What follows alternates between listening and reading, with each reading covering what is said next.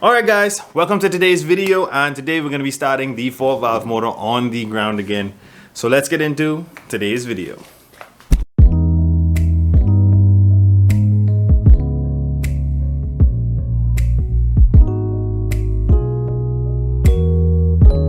Alright guys, and just like I said, we're going to be attempting to start the 4-valve motor on the ground today. The main purpose of me doing this is just trying to make sure that we're not putting a dud of a motor or a motor that needs work inside of our new swap vehicle. So I have the wire harness, spark plugs, ignition coils, starter, pretty much everything we need to get this thing rolling on the floor, and we are going to be hooking all of that stuff up, hooking it up to a battery, and attempting to start this thing. But before we actually get into that, I want to thank you guys so much. We have two special people to thank today for sending me some cash on PayPal. First one is Deon Lee.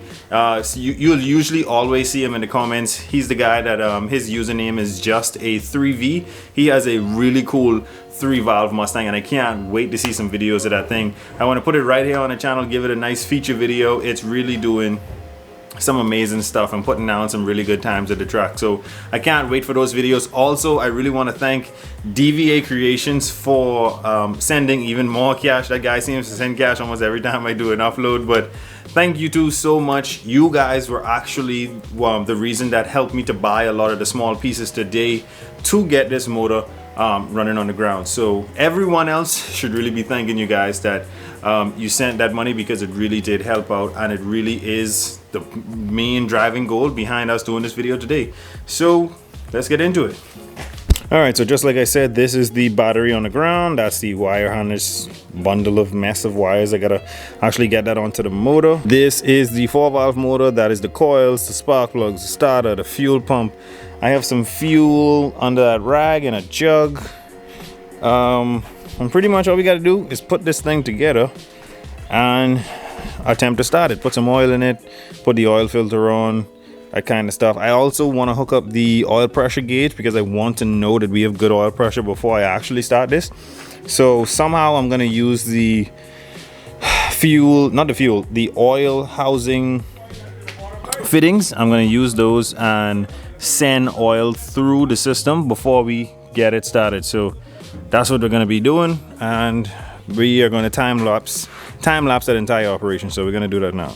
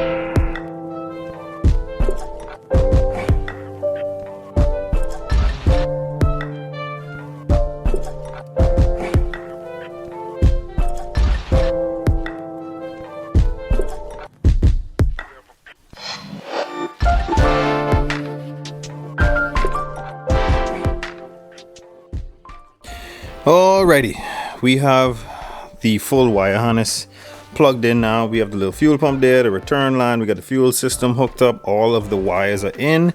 It's definitely going to be loud and high idle because none of the vacuums are hooked up, but we just want to run the thing and make sure that it actually is able to start and run, and also make sure that the motor's not knocking. That is my main concern, because this is the first motor that I've ever went into the bottom end of, meaning going into the block, taking out the pistons and rods, checking the ring gap, all that type of stuff. So, you know, when you do something for the first time, you're probably more prone to failure than when you did it like the 8th or 9th time, or, you know, when you're done season at it. So like I said in previous videos, I do feel like it is gonna have some type of damage.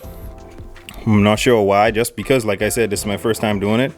But this is a 94 Lincoln Mark 8 Texid block that we have on the bottom. We have 2003 Mercury Marauder heads on it, Mercury Marauder lower and upper intake, Mercury Marauder alternator. Pretty much everything is either 94 Lincoln Mark 8 or 2003 Mercury Marauder. So I'm going to open up the bay door, take the motor outside just so none of the exhaust gases get in it, put on the oil filter, put some oil in the motor, figure out a way of sending oil through the motor. I'm going to be using the Ford BST channel way, which is like putting some fitting on the oil system here and pumping oil up through the heads and through the pan and through the rods and stuff like that. I don't want to start the motor dry. So like I said, I'm going to take it outside, get the oil system hooked up, and then we're going to try and crank this thing for the first time. Alrighty, so we have our oil in our thing, I don't know, the sprayer. We have it hooked up to a hose that's going to the nipple here. We have the motor full of oil. We have all the wire harness set up. We have fuel in a bucket right there, fuel pump, return line, everything is hooked up. We're going to prime this, pump some oil up through the motor. We're going to do that for a little while, then we're going to attempt to start it. Alright, so no amount of pumping got that bottle to prime, so I'm just going to roll the motor over and hopefully that primes the motor enough without damaging it. There's a lot of oil in the oil pan, so like I said, I'm just going to roll it over and see what happens.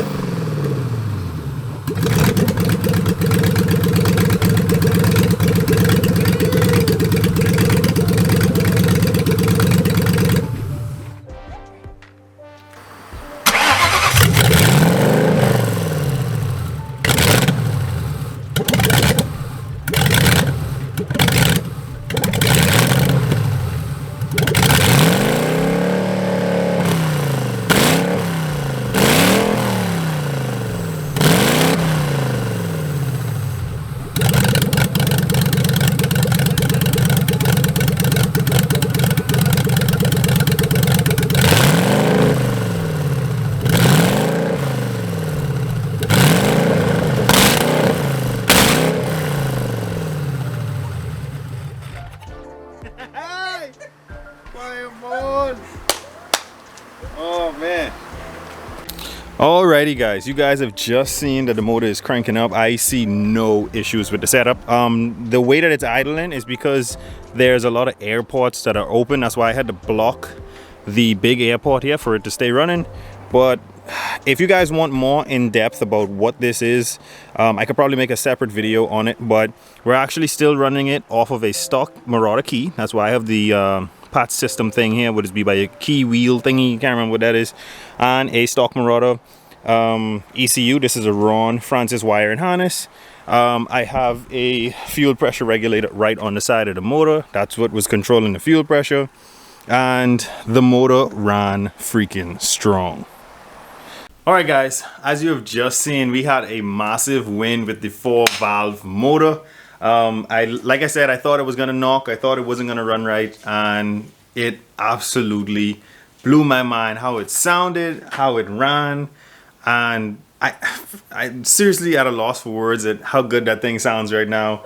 No knocking, no anything like that, so definitely I can saran wrap the motor back up. It's freaking done, it's ready to go in.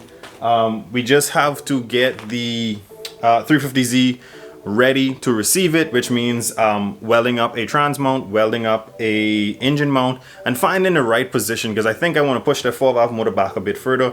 But I actually want to take some time out today to talk to you guys, because most of us, all of us, are car guys, and we usually take we usually take the car thing a bit literal or a bit to heart, where if our car is down or our motor's not running right, we can't really enjoy anything else in our life, and we're up late at night Googling, trying to figure out what's wrong with the motor. And definitely that's something I feel like I had to change within myself, so I wanted to give you guys the exact same advice.